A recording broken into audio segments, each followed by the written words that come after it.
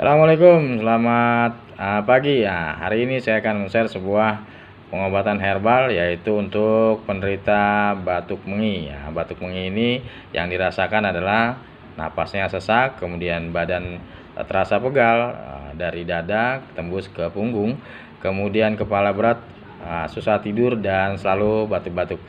Nah, ini cukup mudah. Bawang putih ini silakan teman-teman ambil 5 siung, ini diiris-iris kemudian direbus, dimasukkan dengan 1 gelas air, disisakan setengah gelasnya, lalu dicampurkan madu dan diminum langsung habis pagi hari, sorenya membuat lagi.